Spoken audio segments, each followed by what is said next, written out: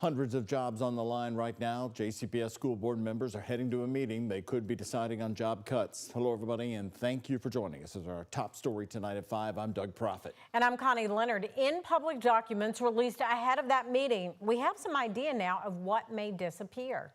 We have a team covering this big meeting tonight. First, our Ian Hardwick has been digging through some of those documents today. Yeah, and so Ian, did you find that the number of cuts adding up to the 300 number that Superintendent Brian Yearwood put out earlier?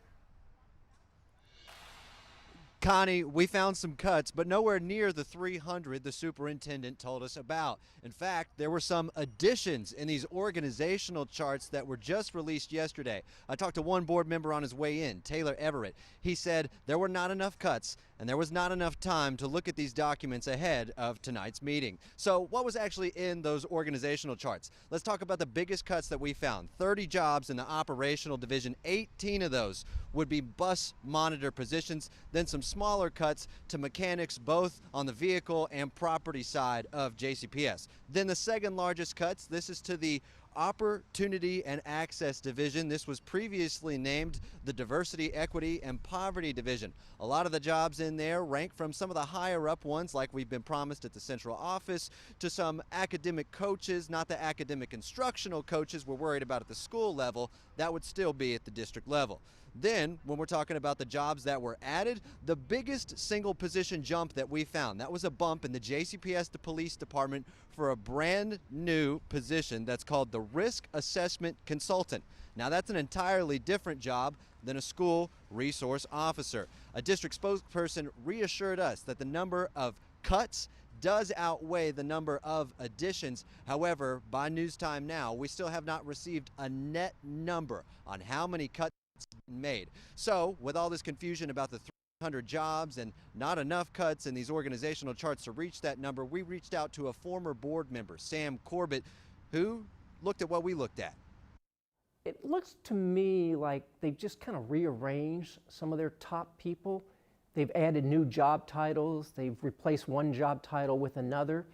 But as we discovered, in many cases, the pay scale did not change. Sam Corbett there said the cuts were negligible. Now he also talked there about jobs at the very top of the food chain here at JCPS. He mentioned that some were renamed. There were some assistant superintendents, 4 of those that were renamed to regional superintendents. And then there at the very top of the organizational chart, 2 more assistant superintendent jobs added. Up there at the top, we're not seeing the cuts. We have a night team who's going to be in here for the meeting starting at 6 o'clock tonight. And as you can see, people are already lined up. They've been out here for hours. Reporting for WHAS11 News, I'm Ian Hardwick on your side. Ian, thank you. More top stories at 5. The trial's underway now in southern Indiana for one of the men charged in the deadly Harvest Homecoming shooting in 2024. During the shooting, 18-year-old Bryce Gerlach was shot and killed from Corydon, Indiana, plus 2 bystanders were injured. 5 men were charged in the shooting, but only one of them, Isaiah Page, is going to trial right now. The other suspects took plea deals, agreeing to testify during Page's trial, which is now in its 4th day. WHAS11's Conroy DeLuche and photojournalist Gabby DeGeorge join us now. Hey, Conroy, the trial's been underway, and you say witnesses are describing the night of the shooting as chaotic. I can imagine. That was the key word used by attorneys and also by anybody who took the stand today, chaotic. And we're more than 14 months since that deadly shooting happened. Now, earlier in the day, we heard from a woman who was on a ride with her daughter when she described hearing the gunshots, sending them to a panic as they were on a ride. Another man testifying that he had just picked up his stepdaughter from right near the scene of the rides when they heard gunshots, something that they captured on their dash cam. Then later in the afternoon, we heard from the 2 others who had been shot, but they survived, and those are Brandon Hagan and Michelle Nashi. When each one of them testified, they described seeing 2 different groups of people arguing around 9:50 that night just before those gunshots rang out. Hagan said what he heard were what he called fighting words, and then he got hit in the back of his leg by a bullet. He said it was the first or second bullet that was fired before he hobbled over and waited for medics to arrive. One of the first police officers on scene was was Gracie Payton from New Albany PD, and we could see her body cam footage from that night as she ran from victim to victim to victim, trying to see if any of them needed help. Finally, after seeing medics with Bryce Gerlach and also with Hagen, she ran over to Michelle Nashi, who was just sitting on the bench, calm, but you could see her bleeding from her leg where she had also been shot. She had been sitting on that bench for a couple of hours, she said, scrolling through TikTok, waiting for her son and her son's friends who had gone for just one more ride, waiting for them to come back, when she says that she could also see some arguing, and then she was shot in the leg.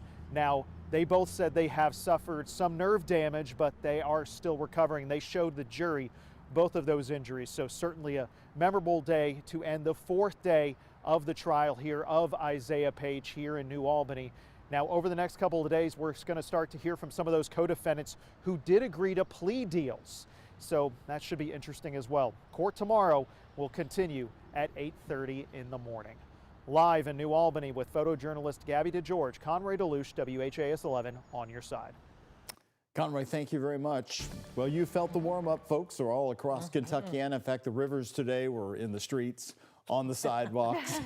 You needed to stay with your boots today. You thought you could trim them off after the snowfall, but no, the water's everywhere. It's really nice out there, though, Very right? nice. Yeah, it is so Birds nice. are singing. I've heard a lot of different birds. Yes. They think spring is here. It certainly feels like spring. We have it for one full day before we're back into the 40s tomorrow, but it sure has been nice. These are the warmest temperatures we've felt in over a month. Feels like it's been a lot longer than that, but we did reach the upper 60s on January 9th in Louisville, and we did reach that again today. 67 currently in Louisville, 65 in Fort Knox, 70 in Bardstown, 59 up in Madison. In comparison to just 24 hours ago, we are running 20 degrees warmer. Very, very nice thanks to that southerly and southwesterly wind. We also didn't have any of that fog this morning, or cloud cover has been very slow to increase. So all of that extra sunshine, clear skies, really allowing temperatures to soar quickly throughout the course of the day today. Clouds will continue to increase as we carry on throughout this evening, and we do have an approaching front. You can't see it on the radar just yet. It's going to take some time for really some rain to spark. It looks like right around the Ohio River, if not just south of it. After sunset tonight, scattered showers, maybe a few rumbles of thunder. These will continue to push down to the south and southeast through the overnight hours. As that front clears, temperatures will dip down into the 30s. So I'd say especially in southern Indiana, after all of the melting today, be aware of some slick spots, maybe some black ice on the roads early tomorrow morning. Otherwise, temperatures looking near average for the rest of the work week. We'll take a look at that weekend forecast and those rain chances. That's coming up in our 7-day forecast. All right. Thank you so much, Mallory.